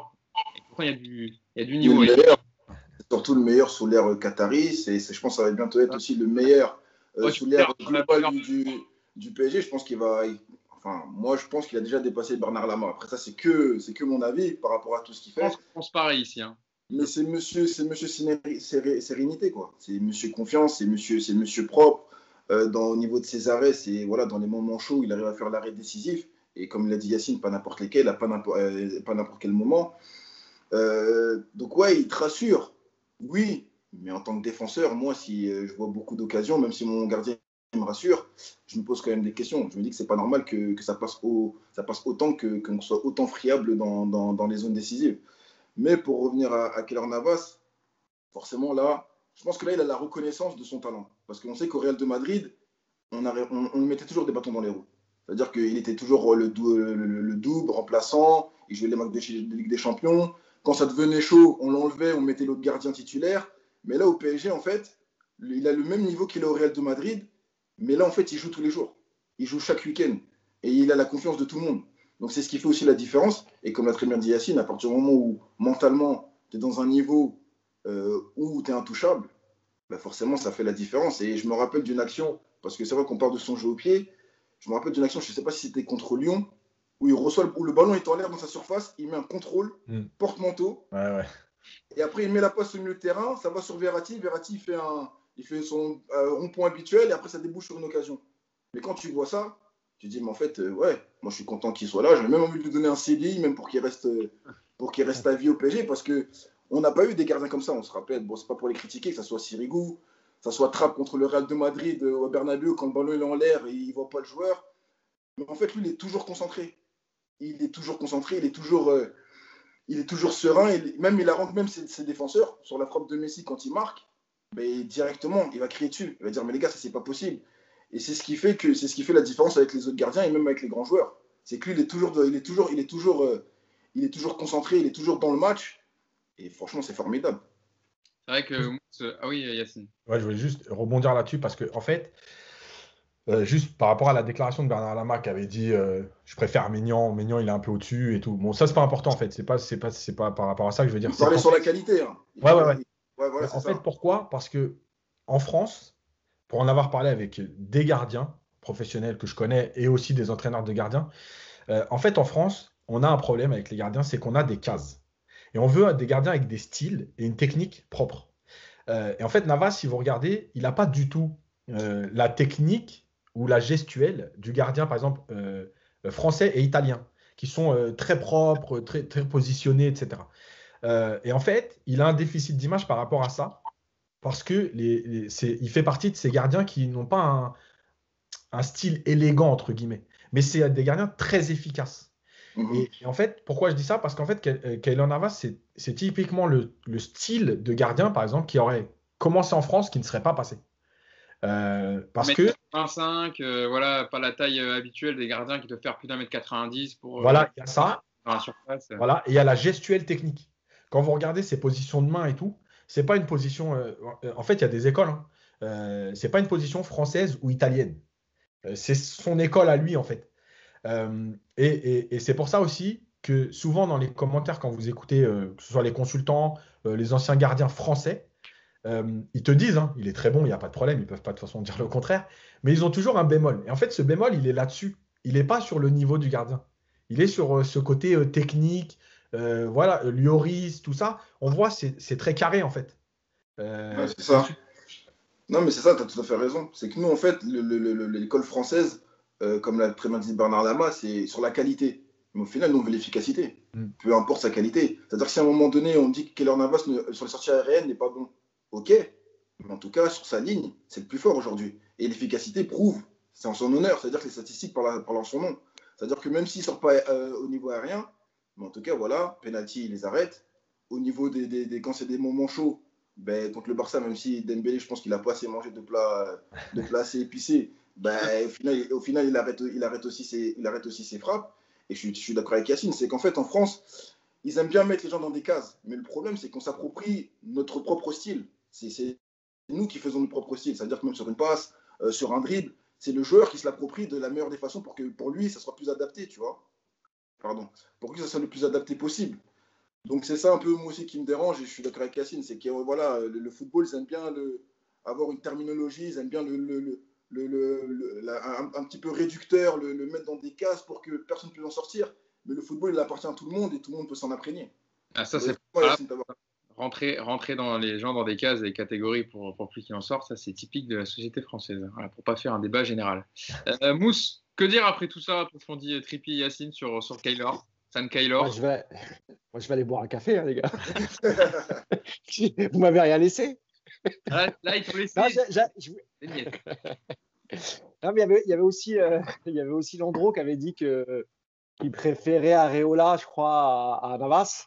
Là aussi, c'est plutôt rigolo. Quand tu connais le parcours d'Areola, et même si le pauvre, bon, voilà, hein, c'est un échec au PSG. Voilà, mais c'est vrai que je comprends maintenant pourquoi les ex-gardiens, en fait, sont toujours dans la. C'est un peu comme les entraîneurs français quand ils n'encensent pas trop les entraîneurs étrangers, bah, la corporation des gardiens, ça a l'air d'être à peu près la même chose. C'est-à-dire que voilà, nous, on a une école, on travaille d'une certaine manière. Et des gardiens sud-américains, il y en a eu en France, hein. Il y en a eu quelques-uns, et même des très atypiques, hein. Je pense à Ochoa qui Ouais. avait joué, je crois, à Ajaccio. Tu avais celui qui avait joué à Nice et qui avait fini à Arsenal, donc j'ai oublié le nom. Et c'est vrai que c'est pas très dans leur positionnement, leur façon vous parliez des sorties aériennes. Alors je suis pas trop d'accord pour Navas parce il en fait quelques-unes au PSG, il fait quelques dégagements du point, il en a fait une, je crois. C'est pas sa spécialité, hein, Ah Ouais, c'est oui, ça. bien sûr. Il Ah sort oui, jamais. bah, Je vois quand même que quand il peut rester sur sa ligne et sortir l'arrêt, il préfère rester sur sa ligne parce qu'il a plus de confiance, je pense, à être sur sa ligne, quoi. mais il est vachement aussi dans l'anticipation, Ouais. Navas. Peut-être aussi ce qui l'empêche aussi d'être tout le temps en train de sortir, et peut-être aussi qu'il a très confiance en Kimpembe et Marquinhos pour éviter lui de sortir, parce qu'ils se disent, voilà, j'ai quand même deux bons défenseurs centraux, ils sont plutôt bons de la tête. Donc il y a aussi de ça. Mais oui, Navas, c'est une bouffée d'oxygène, en fait. Comme l'a dit Yacine tout à l'heure, il est un peu à part dans l'effectif. Tu as l'impression qu'il n'y a rien il n'y a aucune pression sur lui. Il est toujours confiant. Et je pense qu'évidemment que ça apporte de la confiance à la ligne qui est devant. Et puis, je pense qu'eux aussi, ils n'ont pas trop envie de faire de bourde. Parce que derrière, c'est Kyler Navas qui a gagné un nombre conséquent de Ligue des Champions. Et c'est quelqu'un qui a du caractère, hein, qui parle beaucoup dans sa surface aussi. Et je pense que c'est un mec qui est écouté par son statut, par son âge, etc. Et comme la carrière d'un gardien peut s'étirer jusqu'à 38, 39 ans, et qu'il en a 34 ou 35, je crois, donc il y a quand même un peu d'espoir de le voir encore au PSG, au moins peut-être pour les 2 prochaines saisons. Par contre, il va aussi falloir pour que le club anticipe et qu'il commence à chercher un gardien, parce que même s'il peut être bon à 36, 35, 36, 37 ans, en général, on sait quand même qu'il décline un peu. Et nous, on a eu l'exemple avec comment il s'appelle, avec Buffon, avec Gianluigi Buffon, qui était déjà sur la pente descendante à la Juve. Et même si c'est une légende en Italie et qu'évidemment que sa carrière, on ne peut pas la remettre en cause juste à cause de son passage au PSG, on ne peut pas dire qu'au PSG, ce soit une réussite, son passage. Donc, il va quand même aussi falloir anticiper et essayer de chercher un gardien qui va pouvoir prendre la relève, parce que croyez-moi, lorsque Kyler Navas va partir, il y aura beaucoup d'orphelins, hein. On va tous être comme ça, tu vois. On va se dire, attends, est-ce qu'Areola va revenir? Qu'est-ce qui se passe, tu vois? Donc voilà, mais Ouais, et là, pour te répondre précisément, il est né le 15 décembre 1986, Keylor Navas, donc il a 34 ans. Donc tu as quand même un peu plus de marge que Buffon qui est arrivé à 40 ans. Tu peux jouer non, il arrive à 38, il en est parti à 40. à 39, non? C'est pas 39? Si, Il me semble que 39. c'est 39 quand il 39, je arrive, crois. c'est pas 38? Ouais, 39. Hein? Ouais. Ok, bah, Ok. c'est nul. C'est moi qui suis On nul. a, on a encore une petite marge, alors tout va bien. En tout cas, voilà. À mon avis, il risque d'avoir beaucoup de petits Keylor qui vont naître sur Paris quand même dans les prochaines années, hein. Pas trop des prénoms parce que il va y avoir une recrudescence de Keylor. Un petit mot quand même. Alors, on en a parlé tout à l'heure. Mousse, je reviens vers toi et j'irai voir Trippi parce que Yacine en a parlé, mais sur Mbappé quand même qui n'était pas titulaire à la base, hein, qui était remplaçant pour faire aussi tourner un peu physiquement. Voilà, il fallait aussi avec les échéances qui arrivent. Bon, malheureusement, il a dû rentrer dès la 39e parce que pour pas de la petite blessure d'Icardi. Alors, j'ai la réaction de la déclaration de Pochettino sur Icardi, hein. Il a dit, pour moi, Euro, il est sorti par précaution, ça n'a pas l'air très important. C'était une petite douleur musculaire, hein. Enfin, c'est ça, je crois, Yacine, c'était derrière Ouais, la. à la Il a cuisse. pris un coup. Non, non, non, c'est une douleur musculaire à la Ah cuisse. Ah, je ouais? pensais que c'était un coup, D'accord. moi, Moi, je pensais que c'était quand il a marché sur le pied. Ah, Ouais, moi aussi. ouais. Et en fait, après, ils ont précisé à France 2 que c'était une petite alerte musculaire parce qu'il a montré un plan où on le voit se tenir la cuisse. Bon, Ouais. vraiment plus de peur que de mal pour Icardi, donc il devrait être là contre Lyon dimanche. Mousse, mais bon, il est rentré. Doublé qui a permis aussi au PSG de l'emporter dans ce match où on l'a dit, Lille a eu des grosses situations. On lui en demande beaucoup à Kylian Mbappé, je sais, à tous les matchs, etc. Mais bon, c'est normal parce que c'est un attaquant. Mais voilà, si j'ai pris son bilan quand même de nombre de buts et de passes décisives cette saison. 31 buts, 11 passes décisives en 40 matchs, toutes compétitions confondues. C'est vrai que des fois, alors certes, voilà, peut-être dans le jeu, il est moins important qu'un. Comparer les joueurs de son âge à un Haaland, etc. Mais dans les stats, il est toujours là, Mbappé. Il est toujours présent, hein. Hier, il m'a encore doublé. Donc voilà. Non, mais Kylian Mbappé, enfin, encore une fois, enfin, ses stats, elles pourraient être encore plus grandes, en fait, si dans certaines situations, il avait simplifié son jeu, si parfois il avait joué plus collectivement. Cette semaine, avec le match du Real, il y a eu beaucoup de compliments concernant Karim Benzema. Alors, c'est pas la même génération, c'est pas les mêmes joueurs, c'est pas les mêmes profils, tout ce que tu veux, tu vois. Mais au des années. C'est ce que je souhaite à Mbappé. Benzema, il a changé son jeu. Là, il est différent que lorsqu'il jouait avec Ronaldo. Quand Ronaldo est parti, on s'est dit Benzema, c'est fini. Ronaldo, il est plus là. Non, il est toujours là et c'est toujours lui qui porte son équipe, etc. Et moi, c'est ce que je souhaite à Kylian Mbappé. Nous, on aime tous Kylian et c'est pour ça qu'on est peut-être parfois un peu trop exigeant avec lui. On ne va pas juste se contenter de se dire il est meilleur buteur du championnat, il a des stats stratosphériques. Oui, tout ça, c'est vrai. Et tant mieux pour le PSG et tant mieux pour lui. Simplement, il pourrait être encore largement au-dessus. Et j'ai l'impression que cette Ligue 1, tu as l'impression qu'il donne le minimum syndical parce que c'est peut-être la Ligue 1, parce qu'il n'y a rien pour le challenger, parce que quand tu rentres sur le terrain, c'est toujours les mêmes profils d'équipe, c'est toujours la même chose. Tu sais que tu es largement au-dessus. Et, moi, je suis sûr et certain que s'il change d'équipe, il va dans un autre championnat un peu plus relevé. Et pour moi, je vous le dis honnêtement, je ne le vois plus en Première Ligue qu'en championnat d'Espagne, qu'en Liga ou même en Italie. Moi, je suis sûr qu'il n'a pas du tout les mêmes comportements. Voilà. Après, hier, il a fait le job. Il rentre, il provoque un penalty, ça il sait faire, il marque le dernier but. Il est très beau. Et donc, ça veut dire qu'il est très beau. Et puis, ça prouve aussi qu'il est concentré encore à cette minute. Il n'a pas baissé les bras, il n'a pas attendu que l'arbitre siffle. Parce qu'on sait que de toute façon, c'est un affamé de but et qu'à chaque fois qu'il aura une occasion, il va essayer d'aller jusqu'au bout. Et peut-être là où parfois on va lui reprocher certaines choses, c'est d'essayer de faire du Neymar alors qu'il n'a pas les qualités pour faire du Neymar, ou essayer de prendre le jeu à son compte et se dire on n'y arrive pas aujourd'hui, c'est moi qui vais marquer le but, je vais aller provoquer sans cesse. Sauf que petit à petit, les défenses adverses, elles commencent à lire son jeu, que ce soit dans ses passements de jambes, ses feintes, ses dribbles. Il y arrive encore, il n'y a pas de problème, tu vois, mais c'est de plus en plus difficile. C'est de plus en plus difficile pour lui. Et encore une fois, si il simplifiait de plus en plus son jeu, qu'il acceptait de jouer en une touche de balle et pas forcément toujours être dans la percussion, d'abord, ça élargirait sa palette et ça ne ferait pas que de lui un joueur rapide qui est capable d'éliminer, dribbler et marquer. Et ça pourrait devenir un joueur à la Benzema, beaucoup plus complet, etc. Donc nous, c'est ce qu'on lui souhaite, c'est ce qu'on veut pour lui. Mais hier, évidemment, il a encore eu des petits comportements agaçants. Ce qui est parlé Yacine, les 3-4 pas qui font qu'il se replace pour essayer un peu de gêner, ça il ne le fait pas, contrairement à Keane par exemple, qui l'a fait tout au long du match. Mbappé, il a un peu de mal avec ça. Là. C'est peut-être aussi son statut, c'est peut-être que Pochettino lui dit écoute, toi, tu n'as pas besoin de faire ça, on n'est pas dans le cœur des entraînements. Mais voilà, Mbappé, qu'est-ce que tu veux dire il a mis 2 buts, je ne vais pas lui tomber dessus, il a fait le job et il nous qualifie et merci Kylian.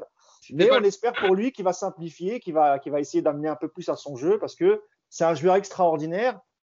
Et moi, ça m'embête parfois d'être dur avec lui parce que je sais que quand je vois les statistiques qu'il a et tout, mais je sais qu'il peut être encore meilleur. Donc c'est juste pour l'encourager à faire mieux et encore plus. Parce que nous, on veut qu'il soit le numéro 1. On en a marre d'entendre parler d'Haaland. On veut que ce soit Mbappé. Voilà. Même si Yacine n'est pas d'accord avec moi. Non, moi je suis pas. Non, vas-y après. Je vais parler après. Et puis, ton avis sur le match Mbappé hier et puis aussi sur sa saison avec évidemment cette prolongation de contrat qui, évidemment, est sur toutes les lèvres au Paris Saint-Germain et qui un peu, je pense, bouscule la saison de Mbappé évidemment au Paris Saint-Germain. Non, mais après, au niveau des stats, sur ça, il n'y a rien à dire. En termes de passes décisives et de buts marqués, sur ça, on ne peut que le féliciter et on est très content pour lui. Mais là où nous, on veut mettre, on va dire, la critique, c'est sur ses performances individuelles, c'est où il veut, déjà lui, où il veut partir, où il veut aller dans sa progression. Est-ce que c'est un attaquant, est-ce que c'est un numéro 9 ? Est-ce que c'est quelqu'un qui aime bien jouer en soutien d'attaquant ? Est-ce que c'est quelqu'un qui aime bien jouer milieu gauche ? On sait que milieu droit, c'est pas pour lui. Milieu droit, c'est un peu comme si quand tu joues à FIFA, tu sais, t'as les chiffres là, 85. Et dès que tu mets quelqu'un à un mauvais poste, il baisse. Voilà. Il y a le collectif on sait qu'Mbappé, au milieu droit, c'est ça lui. C'est dès qu'il va là-bas, on sait que ça baisse, tu vois. Mais on a envie, comme il l'a dit Mousse, on a envie de le voir progresser, on a envie de le voir. Je sais pas, moi, on sait que physiquement, on va dire en termes de la vitesse, personne ne va rattraper. Peu importe la personne qui va travailler 10 ans, même en athlétisme, il ne pourra pas le rattraper parce que lui, c'est inné chez lui. Voilà, c'est une capacité qu'il a. Mais nous, on a envie de le voir progresser dans ses premières touches. Une touche de balle, je pars. Un peu comme Cavani faisait, ses appels de balle tranchants. Tu vois, c'est là on a envie de le voir. On a envie de le voir un peu sortir de sa zone de confort parce que s'il fait une carrière avec les qualités qu'il a aujourd'hui, ben, il aura une grande carrière. Hein. Mais nous, ce qu'on vient de voir, c'est voir autre chose, tu vois. Le voir dominer, on va dire, l'Europe, même le monde. On a envie de le voir diversifier son jeu, ne pas rentrer dans un jeu caricatural comme Neymar, parce que ça marche pas pour lui. Et ça, on l'a vu contre Nantes. Quand il joue contre Nantes, on le met numéro 9, et tu vois qu'il passe plus son temps sur le côté gauche, et qu'il commence à faire quelques gris très intéressants, tu vois. Mais ça n'apporte rien, on va dire, dans le jeu. Contre un match contre Lille, où il arrive à nous sortir un peu de l'impasse sur des fulgurances dans les 30 derniers mètres, ou même sur la dernière occasion où le défenseur lillois il veut se jauger avec lui au niveau de la vitesse, mais au bout d'un moment, voilà, tu sais très bien que tu vas perdre. Voilà, c'est sur des choses comme ça qu'on a envie qu'il progresse. Parce qu'en fait, on a pas envie d'avoir ce goût amer à la fin de sa carrière, en se disant, ah punaise, il pouvait aller plus haut. Tu vois, moi, c'est ça en fait. C'est de me dire, punaise, s'il avait travaillé sur ce domaine-là, peut-être qu'il aurait pu. Et moi, c'est ça que j'ai pas envie d'avoir à la fin de carrière, de sa carrière à lui. Yacine, ça y est, je lâche le fauve. Allez, vas-y. Tous aux abris. Non, mais en fait, il y a plein de choses. La première, les stats, ok, les stats, il n'y a pas de problème. Encore une fois, on en fait ce qu'on veut. Maintenant, moi, pour les fameux défenseurs des stats, si je prends les stats bêtement, Haaland est plus fort. En Ligue des Champions, au même âge, il a marqué plus de buts. Donc, si je suis bête et je suis les stats comme tout le monde le fait aujourd'hui, parce que quand tu critiques un mec, on te dit, il a marqué 31 buts. Ok, bah Haaland, il a marqué 20 buts à 20 ans en 19 matchs de Ligue des Champions. Qu'est-ce qu'on fait alors? On s'arrête là et c'est le meilleur. Mais non, déjà, c'est pas ça le football. La deuxième chose, c'est que quand on a de l'exigence, c'est parce qu'on sait qu'on peut avoir mieux. Tu vas pas être. Alors, bon, ça va être dur ce que je vais dire, mais tu es obligé d'être moins exigeant avec Dagba qu'avec Mbappé. Et soyons pas bêtes. Je veux dire, à un moment donné, il faut quand même être lucide sur le potentiel d'un joueur, ce qu'il peut t'apporter, où il peut aller, comment il peut progresser. Donc, c'est logique d'être plus exigeant avec Mbappé. Bon, tu sais très bien que j'aime bien les parallèles. Si ton fils il te ramène 12 sur 20 en maths tout le temps sans travailler, ok, super. Maintenant, le jour où il travaille, il a 18. Tu fais quoi? Tu lui dis, ok, mais travaille pas, t'as 12, c'est bien, continue, hein, c'est bien. Ben non, tu vas dire, écoute, ramène-moi des 18, travaille un peu, ramène 18. Et ben là, c'est pareil. On sent que tu as été marqué quand même par un esprit scolaire, je sais pas, il y a un truc, mais. Ça marche bien, hein, c'est un très bon exemple, mais souvent les notes, t'aimes bien. Parce qu'en fait, dans la comparaison scolaire, il y a tout. Il y a le comportement, il y a la note, voilà, c'est carré, tu peux pas contredire. Donc bref. Et la dernière chose, c'est que il y a une erreur que font beaucoup de joueurs, c'est de penser qu'à un moment donné, quand tu n'es plus concerné par le match, en fait, tu vas être meilleur quand tu auras le ballon. Et moi, je pense l'inverse. Ça veut dire que je suis persuadé que, encore une fois, on ne lui demande pas d'aller tacler et tout, mais de te replacer, de rester en fait concerné par le match. Quand tu vas avoir le ballon, c'est justement là que tu vas être meilleur. Parce que c'est très difficile dans un match, et c'est pour ça qu'on le dit, les gardiens au PSG, il faut avoir certaines caractéristiques, à savoir ne pas être concerné par le match pendant 30 minutes et d'être capable de faire l'arrêt qu'il faut à la 33e alors que tu n'as pas touché un ballon. Et ben pour un joueur, c'est pareil. Si tu décroches à un moment donné du match parce que tu te dis, oh, je ne fais pas l'effort là, tranquille, je vais attendre le ballon et tout. Mais en fait, c'est 3, 4, 5 minutes où tu ne touches pas le ballon et tu n'es pas concerné. En fait, toi, tu penses que tu gardes du jus pour être bon, mais en fait, moi, je reste persuadé que tu as décroché du match à ce moment-là. Donc, tes choix ne sont pas les bons. Et moi, quand je vois Mbappé, alors c'est facile, je me donne raison, mais quand il décroche du match pendant 5 minutes et qu'après il prend le ballon et qu'il se met face au joueur à passement de jambe, passement de jambe, passement de jambe, et après un externe pour donner à côté de lui, pour moi, c'est pas productif. Tu n'apportes rien au jeu, mais tu n'apportes rien à toi-même. Donc, moi, je pense qu'il faut. Et tu vois, la différence avec Neymar, bon, après, c'est deux joueurs totalement différents. La différence avec Neymar, c'est que Neymar, même quand il est énervant, en fait, Neymar, il est tout le temps dans le match. Neymar, vous ne le voyez jamais il est toujours concerné. Et des fois, trop, justement, parce qu'il vient au niveau des 6 pour toucher le ballon, pour truc. Mais malgré tout, il ne sort pas de ses matchs. Il sort de ses matchs autrement, lui. C'est quand il y a un imbécile qui vient lui dire hey, t'es nul. Ouais, t'es nul. Et lui, il réagit direct. Non, tu vas voir, je suis nul, moi. Ok, on va faire des 1 contre 1 comme tu fais au quartier. Donc ça, c'est autre chose. Mais tu vois ce que je veux dire dans le comportement. Et en fait, je pense que Mbappé doit progresser là-dessus. Et la dernière chose, c'est que sur l'exigence de lui-même, voilà, ouais, tu as marqué 31 buts, mais est-ce que j'ai le droit de me dire que je peux marquer 50 buts? Tu vois, il y a un truc, le PSG, quand il démarre les saisons et qu'on se dit ils vont finir avec 10 points d'avance et tout, l'exigence, en fait, c'est de se dire, les gars, qu'est-ce qui n'a pas été fait en championnat de France? Ben, être invaincu une saison entière, ça n'a jamais été fait. Est-ce qu'on a le droit de se donner cet objectif-là en plus d'être champion? Tu vois? Ouais, mais Yacine, justement, je peux te couper et te poser une Ouais. question, mais, parce que j'allais venir à là, mais tu penses pas que ce que je disais tout à l'heure, en fait, c'est que Mbappé, à un moment, en France, il a tout fait, il a tout Oui. gagné, que ce soit avec Mais, Monaco, avec Paris, et qu'aujourd'hui, il n'arrive même plus à se challenger. eh Là, ben, tu parlais de faire une saison pleine et sans défaite, comme l'avait fait ouais, Arsenal, ouais. le grand Arsenal de Wenger au début des années 2000. Mais même ça, j'ai l'impression que ce genre de challenge, regarde, ils s'étaient donné un challenge en se disant on perd plus aucun match. C'était, je ne sais plus, il y a Ouais, il y a deux 12, trois à matchs de 12 matchs ça. de la fin. Et ils ont Ouais, ouais, perdu, 12 matchs. voilà, et ils ont contre Nantes, Non, mais je suis d'accord. contre une équipe dont elle est vouée à aller directement en Ligue 2, tu vois, qui a été entraînée par Raymond Domenech. Tu vois ce que je veux dire? C'est-à-dire que Bien même sûr, bien ça, sûr. les mecs n'arrivent pas à se transcender. Donc, Mais, c'est pour ça que moi, je te dis que pour moi, Mbappé, et c'est pour ça que moi, je ne crois pas trop à sa prolongation. J'espère qu'il va prolonger. Hein. Je ne veux pas qu'il parte, hein, évidemment. Mais j'y crois pas à cause de ça. Parce que Ouais, mais j'ai l'impression que ça y est, tu vois, et en mais France, il justement, a fait le tour et qu'il.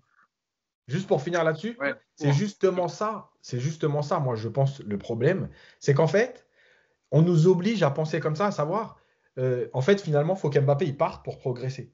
Tu vois? Non, On non, nous- justement, moi, je dis pas qu'il faut qu'il parte. Je dis, mais j'ai l'impression que lui a envie de partir parce qu'en France, il a tout gagné. Il a marqué contre quasiment toutes les Oui, équipes. mais Il justement, connaît ce championnat par cœur. moi, Il sait à quoi s'attendre à chaque début de match. Et dans ma tête, peut-être que lui se dit si moi, je dois changer mon jeu ou si je dois progresser dans tel ou tel. Enfin bref, il faut que j'aille voir ailleurs. Il faut que j'aille voir dans un championnat qui est au-dessus. oui, Avec, tu vois, par mais exemple, je parle souvent de la Première Ligue parce que la Première Ligue, ils sont 5-6 à pouvoir, en chaque début de saison, à pouvoir prétendre au titre. Ce qui n'est pas le cas en France. Ça veut dire champion, ou soit tu te fais terminer parce que tu n'as pas réussi à être champion, parce que tu as un effectif de dingue, tu as un budget de dingue, et ça flingue les joueurs parce qu'ils disent putain, on est là, on gagne des millions, on a le meilleur effectif de France et on n'a pas réussi à être champion. Tu vois ce que je veux dire? Donc j'ai l'impression que c'est ça qui est dans sa tête et qu'il n'a plus envie de revivre ça en fait. Je ne savais pas que j'allais lancer un débat comme ça. Moi, j'ai juste non, posé la mais question sur son match. Euh, non, je veux juste dire que quand je dis ça, c'est que évidemment il y a lui, il s'est mis ça dans la tête en gros. Il y a la visibilité de la Ligue 1, le niveau de la Ligue 1 et tout. Moi, ce que je dis, c'est qu'à un moment donné, il y a des leviers malgré tout pour aider un joueur à. Alors, il devra partir, mais au moins, tant qu'il est là, à élever son niveau. Tu vois? Parce que c'est trop facile en fait de dire ouais, on se contente de ça. Tu vois? Bien sûr qu'on se contente de ça. Il a mis 31 buts, comme tu as dit. On peut très bien se contenter de ça. Mais je pense que c'est aussi le travail du club et du coach. Et moi, souvent, comme j'ai été coach, je me pose souvent cette question, à savoir, je ne sais plus où mettre le rôle du coach. Est-ce qu'il est important, pas important? Est-ce que. Voilà. Et moi, je pense qu'il est important à ce moment-là pour lui dire, eh, écoute, tu fais ça, mais il faut que tu fasses mieux. Et après, si tu le fais encore mieux ailleurs, tant mieux. Mais ici, déjà, tu dois élever tu dois être un niveau au-dessus. C'est pas normal qu'on se dise qu'il n'est pas progressé depuis qu'il est là. Tu vois? Crépi pour conclure sur le débat Mbappé. non, mais est-ce que c'est pas une motivation intrinsèque qui doit encore aller chercher, tu Voilà. vois? C'est pas. Après, Yacine, je suis d'accord avec toi que le coach doit avoir aussi un mot à dire, un levier à faire passer, quelque chose à lui faire peut-être accepter, un challenge, pourquoi pas, tu vois? Mais là, je pense que là, c'est plus une motivation intrinsèque. C'est quand tu le vois jouer, tu sens qu'il est en décontraction totale. Quand on regarde le but de Nantes, il reçoit le ballon de Verratti, il se fait son petit truc, inutile, comme on dit. Et après, cette décontraction, même dans la prise d'information, il fait la passe à Marquinhos comme si c'était facile, quoi. Oui, Mais il il n'a n'a pas pas vu. vu qu'il y avait. Tu vois ce que je veux dire? C'est qu'il n'a pas vu qu'il y avait le joueur nantais. Et en fait, il est comme ça maintenant en Ligue 1. Parce qu'après, dès qu'on le voit, dès qu'il a fait ça, directement, il fait un contrôle orienté, il prend son joueur sur 10 mètres. Mais tu te dis, mais pourquoi en fait tu ne restes pas dans cette exigence-là? Pourquoi tu ne restes pas dans cette motivation-là à chaque match de Ligue 1, peu importe l'adversaire, pour pouvoir en fait, toi, te transcender? Parce que c'est toi individuellement. Et le fait que tu sois bon individuellement, ça va venir un peu sur le collectif, tu vois, c'est comme ça. C'est Parce en que, fait, parce quand que on là, est. son levier, ça a été son erreur, en fait. Ouais, c'est ça, voilà, c'est ça, son levier, Son c'était erreur, son ça a été erreur, son levier pour sa faire plus. frustration. Ouais, c'est ça, il a Oui, tellement parce que été frustré. les 10 dernières minutes à Nantes, il est bien. Il lâche le ballon Bah plus oui, vite mais, à l'entrée nationale. mais c'est ce qu'on est en train Combine de dire, c'est Ouais, pourquoi il bien fait sûr. pas ça, c'est pourquoi il fait pas ça dès le début. C'est pourquoi il se met pas cette exigence-là dès le début, et comme ça, il écrasera tout le monde et on n'en parlera pas. Et là, en fait, le truc, c'est que dès qu'il fait, voilà, il est un peu dans la décontraction, il a un peu, voilà, il prend le match un peu sous le pied, ben on se dit, mais comme le dit Yacine, et comme on le dit depuis le début, c'est Ben non, on en veut plus, quoi. Parce qu'on voit ce que tu fais. Hier, tu Cours. vois bien qu'à 2-0, à 2-0, il tente des dribbles un peu, tu sais, un peu, il passe le ballon derrière la jambe. Il a Ouais, tenté des trucs qui mènent 2-0 et qu'il il se dit, c'est pas grave, même si je perds le ballon là, il reste du temps, on mène 2-0. Alors qu'il y a ouais, peut-être des choses beaucoup plus simples à faire à l'entrée de la surface qui va t'emmener une action beaucoup plus dangereuse que essayer d'épater la galerie avec un passement de jambe ou essayer de passer le ballon derrière ta jambe avec un coup du foulard ou tout ce que tu veux. Et c'est là parfois que on en parlait souvent avec Yacine quand on comparait avec Haaland. Haaland, il ne se pose pas toutes ces questions. S'il doit marquer un but mais que le but est super moche, ben lui, il va le mettre. Il va tirer, il va mettre toute sa. Il va mettre le but. Et parfois, tu as l'impression qu'Mbappé, il se regarde jouer parce que lui, ouais, il est plus non, il faut esthétique. que. Voilà, il faut qu'il y ait un passement de jambe et un crochet avant qu'il puisse Ouais, après, est-ce frapper le qu'il n'est ballon pas dans direction du. un. Et Yacine l'a très bien dit, est-ce qu'il n'est pas dans un mode enfantin, comme Neymar? Neymar, on sait que c'est un enfant. Comme il a dit Yacine, s'il y en a un qui le taille, vas-y, t'es nul, directement, il va se mettre en mode enfant. Ah ouais, je suis nul, bah vas-y, tiens, viens, on se met un contre un et puis c'est parti. Et je ne sais pas si Mbappé commence à rentrer dans ça. Parce que quand il a commencé Ah, il y à a, Monaco, tu vois, c'était un tueur. C'est en gros, il se mettait en mode aujourd'hui, je vais vous montrer qui je suis. Et puis hop, c'est parti. Et le fait qu'il soit venu au PSG, comme tu dis, il a tout gagné. Il a été meilleur buteur, Golden Boy, meilleur joueur, tout ce que tu veux. Et ben, tu sais pas s'il arrive à trouver cette motivation intrinsèque qui puisse le galvaniser, puisse le transcender pour pouvoir aller chercher autre chose. Parce qu'aujourd'hui, on parle de Benzema. Pourquoi il va pas chercher Benzema dans sa. Je ne veux pas dire qu'il copie Benzema, mais dans sa façon de diversifier un peu son jeu. Tu vois. Moi, c'est ce que je veux. C'est à un moment donné, j'ai envie de le voir faire un appel de balle. Pas des appels de balle qui partent de 40 mètres, hein, mais sur les 10 premiers mètres. Tac, il part, tu vois. Et ça, on ne le voit pas. On ne le voit pas, on le voit plus décrocher. Quand il y a une contre-attaque et le bloc équipe, on va dire, est en place, ben vas-y, il va pas faire l'appel de balle qui fait que ça va emmener la défense à reculer, permettre à un autre joueur de s'intercaler. En fait, il joue que quand il a le ballon. Et ça, pour moi, ça c'est un avec peu dommage. Neymar, il est plus comme ça, on va dire. Quand Neymar est là, il sait qu'il y a des ballons qui peuvent Parce que arriver, c'est et Neymar qui notamment fait la la première différence. saison. Ouais, bien Tu sûr, vois, mais c'est la Neymar en première fait qui saison, tu l'as emmène plus tout. souvent vu. Voilà, Donc voilà. Kylian Mbappé qui suscite toujours autant les débats et déchaîne les passions, vous l'avez vu. Hein. Mais là-bas, c'était une petite question sur son match. Mais avec plaisir, évidemment, débat ouvert et intéressant sur Kylian Mbappé et le jeu aussi qu'il doit proposer à l'avenir. Petite info sur Abdou Diallo avant de terminer et de passer sur le calendrier du PSG, de se projeter un peu. Le défenseur parisien qui a joué hier avec Marquinhos en défense centrale. Donc après 53 matchs avec les sélections françaises, dont plus d'une dizaine en tant que capitaine de l'équipe de France Espoir, le défenseur parisien a décidé de répondre favorablement à l'appel de Daliou Cissé, le sélectionneur sénégalais. Donc après plusieurs mois d'échanges, parce qu'il a longtemps hésité, l'ancien monégasque a choisi le Sénégal comme sélection. Il a tweeté à Diallo, il est temps de rugir, allusion au surnom de la sélection sénégalaise, les Lions de la Teranga.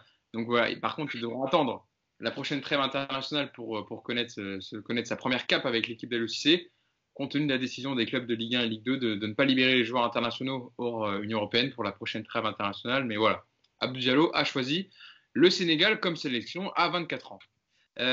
Passons au calendrier du Paris Saint-Germain. Donc on se projette, on a fini sur le match d'hier entre le Paris Saint-Germain et Lille. Dimanche soir, Mousse, 21h, Lyon-Paris Saint-Germain pour la 30e journée. Ensuite, une trêve internationale. Ensuite, le 3 avril, on reprend avec un PSG Lille, peut-être la finale, le match décisif dans la course au titre. Le 6 avril, quart de finale de Ligue des Champions. Tirage au sort demain à midi pour savoir qui le Paris Saint-Germain donc affrontera en quart de finale. Et le 21 avril, pour parler aussi de la Coupe de France, parce qu'on en parlait, le quart de finale de Coupe de France, évidemment, et puis suivi des autres matchs de Ligue 1. Au classement, la mousse, je me le suis remis. Lille, premier avec 63 points. Le PSG, deuxième à 60 points. 44 à la différence de but. Lyon est troisième à 60 points aussi, mais 31 seulement à la différence de but. Et Monaco, quatrième avec 56 points. Là, ça y est, c'est le virage, c'est vraiment le tournant, ça arrive, c'est dimanche, et puis ensuite tout va s'enchaîner. Donc, va falloir être prêt. Hein. Juste, je crois que cette Ouais, il année, va falloir être prêt. cette année, la différence au classement, c'est d'abord la différence de but particulière. Ah oui, c'est entre les. Oui, oui. Ils ont changé. Et c'est en cas d'égalité qu'il y aura la différence. Exactement. Tu as raison de le préciser, Yacine. Donc, Mousse, Ouais, donc, ouais, non, je disais oui, bah, évidemment qu'il va falloir être prêt. De toute façon, on connaît le PSG, on verra en général, en termes de match, on sait tout de suite ce qui va se passer. Alors, soit ils sont bien les 10 premières minutes, on sait que là, ils ont pris les choses et que normalement, ils devraient faire un. Soit ça va être les entames de match qu'on a vu récemment, et là, on va se mettre en danger, on va prier pendant 90 minutes que tout se passe bien. Le problème, c'est qu'en face, tu as l'Olympique Lyonnais qui a été privé de Coupe d'Europe cette année. Donc, gros manque à gagner au niveau financier. Sans compter évidemment le manque à gagner au niveau de la billetterie, etc. Donc, lui, d'autres choix cette saison que de se qualifier en Ligue des Champions. Donc, ils vont être archi motivés, que ce soit les joueurs, le club et même le coach. Hein. Il est dans sa dernière année, Garcia. Donc, il va falloir qu'il prouve à son président qu'il est capable aussi de faire ce genre de grands matchs et de pouvoir qualifier son club en Ligue des Champions. Donc, là, tu as un véritable adversaire.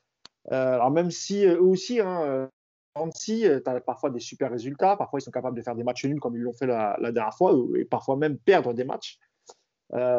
Écoute, tout va dépendre de la composition que va nous concocter Mauricio Pochettino.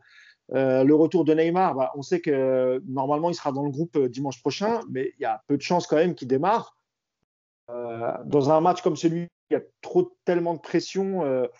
Je ne vois pas comment Neymar pourrait démarrer, ça va être compliqué. Maintenant, au vu du scénario du match, si on est mal embarqué, bah, peut-être que Pochettino le fera entrer en deuxième mi-temps. Imaginons que Paris prenne un but en première mi-temps et qu'à la mi-temps il y a un 0. Bah, je pense qu'il y a d'autres choix parce que clairement, si tu perds ce match, tu as Lyon qui revient sur toi. Et après, tu seras t'en seras même à te méfier de Monaco, même s'ils sont à 4 points. Voilà, le championnat de France, ça arrive vite. Nous, on a déjà perdu 7 matchs. On est capable d'en perdre d'autres. On le sait, cette saison, c'est une saison particulière. Donc, tout va dépendre de la préparation, du discours du coach. On en a déjà parlé aussi. De la manière dont il va les galvaniser, ça va être très, très important. Parce que là, on a vécu un tournant qu'on n'a pas su prendre contre Nantes. Celui-ci, il est tout aussi important, voire plus important, parce que c'est Lyon. Et que soit tu gagnes et tu les laisses derrière à cogiter, et ça sera à eux de faire attention à Monaco. Soit tu fais une confiance, que ce soit match nul ou défaite, faut JT, parce que si tu gagnes contre Lyon, quand tu iras à Lille, tu vas jouer un peu plus libéré. Ah, tu sais que tu es parti battre un adversaire potentiel à l'extérieur. Donc, pour Lille, tu vas dire que tu es capable aussi de le faire contre Lille. Oui, Hugo. Oui, je voulais juste demander à Yacine Tripi, est-ce que comme moi, vous voyez Mousse un peu en décalé? Est-ce que ça saccade un peu? Ouais. Un petit peu. Ah, pardon. Ouais, ça coupe ta parole, tu reviens 2 secondes après, donc des fois ça coupe un peu tes phrases. C'est pour ça que. Voilà, mais, je suis désolé. J'espère que ça passera. Ah, t'inquiète, on a compris, on a pratiquement tout entendu, mais c'est juste que voilà, ça faisait des petites coupures. Je voulais savoir si c'était que via mon ordinateur. Tripi, sur cette fin de saison qui attend le Paris Saint-Germain avec le calendrier que j'ai rappelé, puis aussi le fait que le Paris Saint-Germain a perdu à l'aller contre Lyon au Parc des Princes. Hein, je rappelle 1-0, c'était le 13 décembre dernier, avec un but de Tino Kadewere, et les Lyonnais qui avaient été quand même, on va dire, au-dessus, en tout cas sur la première période et même dans la deuxième. Là, c'est vrai que Mousse, comme le disait Mousse, si tu gagnes contre Lyon, tu les éloignes, on va dire, de façon pratiquement sûre, évidemment, sauf accident industriel après dans la suite des autres matchs en Ligue 1, et tu peux aborder le match contre Lille plus sereinement. Non, c'est sûr, mais tu gagnes aussi contre un gros de la Ligue 1. Parce qu'aujourd'hui, le PSG n'a pas gagné contre un gros de la Ligue 1. Tu vois, malgré que ce soit des adversaires directs au niveau du championnat et du classement, mais tu n'as pas gagné. Tu as perdu contre Marseille, tu as perdu contre Lyon, tu as perdu contre Monaco au Parc. Tu vois, tu as perdu contre des grands de. Tu as perdu 2 fois contre Monaco. Hein. Voilà, ouais, tu vois, donc ça reste quand même aussi des grands clubs de Ligue 1 contre qui tu n'arrives pas à gagner. Maintenant, moi, je pense que ça peut être une fin de saison excitante parce qu'on arrive dans cette charnière, dans ces mois un peu entre mars et avril, tu vois, où l'expérience jouera, malgré que le PSG ait beaucoup de soit dans toutes les coupes, on va dire, dans toutes les compétitions. Après, comme l'a dit Mousse, ça c'est au coach d'organiser tout ça en termes de gestion d'émotions, en termes de gestion de stress physique, tout ce qu'on veut. Mais le fait de gagner contre Lyon, oui, ça peut créer quelque chose psychologiquement déjà pour Lyon, parce que Monaco est derrière, et pour Lille, parce qu'ils vont dire, Lille peuvent se dire aussi, attention, Paris a gagné contre Lyon, voilà, faut pas qu'on fasse nous un faux pas. Mais moi, je pense plus ça sera dans le fait de gagner contre un adversaire direct et contre un gros de Ligue 1, c'est ce qui fera peser la balance. Yacine, Mauricio Pochettino en parlait aussi en conférence de presse d'après-match, après le match hier, en parlant de ce match contre Lille le 3 avril prochain. Et il disait le 3 avril, ce sera une autre approche, une autre compétition. Il est à Lyon dimanche, 2 semaines ensuite, il faudra recharger les batteries. Après ces 2 premiers mois de folie, c'est vrai que depuis que Pochettino est arrivé en place, bon, il a eu à jouer tous les 3 jours comme Tourelle, mais il a eu pareil les blessés, les Covid, les suspendus, etc. Donc, c'est vrai qu'il va falloir aussi recharger les batteries avant d'entamer ce gros virage, ce retournant. Ouais, surtout qu'il y a encore les internationaux qui vont partir. Alors, Qui pas vont- tous, du coup, là, Non, avec. pas Lyon, mais avant Lille. Hmm. Donc ils vont revenir juste avant. Heureusement que les Sud-Américains ont eu la bonne idée de carrément reporter leur journée d'éliminatoire, comme ça personne n'y va. Pour Lyon, franchement, moi, quand je vois jouer Lyon, euh, je me dis que finalement, tout le monde est un peu dans la même spirale en ce moment. Malgré que Lyon n'ait pas de Coupe d'Europe à jouer, donc ils n'ont pas autant joué, mais ils sont un peu dans la même spirale. Et notamment sur le fait qu'ils ont du mal à sortir des bons matchs. Rudy Garcia reste un peu tout le temps figé sur son même système, sa même composition, etc. Après, j'ai envie de dire que, comme d'habitude, même si c'est une saison bizarre, finalement, les matchs, ils dépendent que du PSG. Parce que, moi, je suis désolé, on m'explique, je vois partout là, le milieu de Lyon tous les jours, titulaire à Paris, etc., machin. Bon, ouais, je veux bien, c'est du cinéma, mais malgré tout, Lyon, c'est en dessous de Paris. Voilà, si Paris a décidé de jouer un vrai match, Lyon, c'est en dessous de Paris. Donc, en fait, le match, il va dépendre du PSG et de sa capacité à jouer un match de la première minute à la 90e minute et à jouer un match ensemble. C'est-à-dire qu'avoir un bloc équipe qui est compact et notamment dans ce fameux contre-pressing parce que, en vérité, Lyon, il y a un danger. C'est la transition avec la vitesse qu'ils mettent sur leurs trois attaquants. Si tu sais gérer ça, tu peux pas être en danger contre Lyon sur une attaque placée. Donc, mais le problème aujourd'hui, c'est de savoir qui va faire ces efforts-là. C'est pour ça que je parle souvent, moi, de composition d'équipe, etc. Bah oui, par exemple, dans un match comme ça, est-ce que je mets, par exemple, Paredes ou je le mets pas? Est-ce que je mets, euh, admettons que tout le monde est à peu près rétabli, hein, Keane ou Icardi? Et rappelez-vous ce que j'avais dit, il y a des matchs où moi je pars avec Keane devant parce que je sais que dans ses efforts et dans ses courses, il va m'empêcher cette première relance pour trouver vite de la profondeur. Voilà. Bah pour moi, la compo, elle est là. Parce que c'est facile de dire, ouais, je mets les meilleurs, je mets Neymar, je mets Mbappé, je mets. Ouais, bah, tout le monde peut le faire. Mais c'est justement là le travail du coach, c'est de se dire, tiens, ce match-là, je pense que il y a un ou deux postes, il va falloir les changer parce que dans notre animation, c'est comme ça qu'on va les gêner. Encore une fois, ça ne remet pas en cause la qualité d'un joueur, hein, c'est un choix ponctuel sur un match. Voilà, donc moi je pense que le retour de Keane, il est important là-dessus. Ça, c'est clair. Et pour moi, il y a une des clés, c'est Paredes. Voilà, Paredes, vous savez ce que je pense, c'est un super joueur de ballon, etc. Mais dès qu'il y a un peu de densité et d'intensité, il souffre. Est-ce que c'est pas mieux de partir avec Verratti Gay, par exemple? Eh ben, en tout cas, on verra ça. Donc, rendez-vous dimanche soir à 21h sur Canal+, petite promo en même temps. Lyon-PSG, donc pour la 30e journée, match décisif dans la course au titre pour les 4 devant entre Lille, le PSG, Lyon et puis Monaco quand même qui est à 56 points, qui n'est pas totalement décroché. Je voulais te remercier, Trippi, d'avoir été avec nous pendant cette heure, 7h20, je crois, de Ouais, podcast. une Ça heure. nous a fait très plaisir de t'avoir avec nous. J'espère que c'était réciproque. Bien sûr, bien sûr. On a, Bien on a- sûr, non, mais c'était très gentil de votre part. C'était très intéressant de discuter avec vous, de débattre. C'est fait un plaisir de m'avoir invité. Merci à vous. C'est bon, tu as pu parler de tous les sujets. T'as rien d'autre à dire, non, sur un joueur du PSG, sur n'importe. Ah, peut-être sur Gay, mais ça, c'est dans un autre débat. Ouais. En fait, j'ai un peu de mal dans cette prise d'information. Ah bah ça, prise d'information, Yacine nous en a parlé hier. Bon, il a dit de façon un peu plus crue dans le groupe WhatsApp, mais voilà, on n'est pas dans le podcast, donc on peut un peu plus se libérer. C'est vrai que Yacine, tu disais, t'en avais un peu marre que Gay, voilà, ne fasse que courir. Enfin, c'est quoi que tu avais dit exactement dans Là, le je dis groupe? en gros, on ne peut pas se contenter de le voir que courir. Voilà, c'est Ouais, ça. c'est que au niveau technique, je pense qu'il a une très bonne technique parce que je me rappelle à la CAN quand il était au Sénégal, il a joué 10 en plus, il n'a même pas joué au milieu de terrain, il a été exceptionnel, mais je trouve dans ses prises d'information, de se positionner dans l'espace-temps, il a énormément de mal, il a perdu contre Saint-Etienne, c'est lui qui perd le ballon alors qu'il n'a pas vu qu'il y avait qui derrière lui. Là, il se fait tamponner aussi hier, je ne sais pas, à un moment donné, et je trouve que pour un milieu de terrain, et surtout aujourd'hui, vu que le foot est très très rapide dans les transitions, et surtout au niveau des pressings, bah, c'est un peu dommageable qu'il n'arrive pas à exploiter, parce que c'est facile à travailler. Hein. Bon, je dis ça, je dis ça de ma position, moi qui regarde les matchs, tu vois. Mais pour l'avoir travaillé sur moi-même et pour avoir regardé aussi une formation sur ça, c'est très facile à travailler ce genre d'exercice. Bon, écoute, tu reviendras avec nous avec grand plaisir. Hein, si Avec plaisir, avec plaisir. Ok, il n'y a pas de souci. On t'entend sur les podcasts sur France Bleu Paris, hein, le lundi et le jeudi. Hein. Jeudi quand il y a la Ligue des Champions. Voilà, c'est ça. Ouais. Et puis évidemment, je le disais, sur les vidéos aussi maintenant que le PSG tu fais avec le Paris Saint-Germain, sur des débriefs tactiques de certaines rencontres sur l'aspect positif. Voilà. Ouais, bah, qui commence à mieux jouer, comme ça je peux s'en faire. Quoi. Voilà, tu peux avoir... Pour le négatif, c'est chez moi.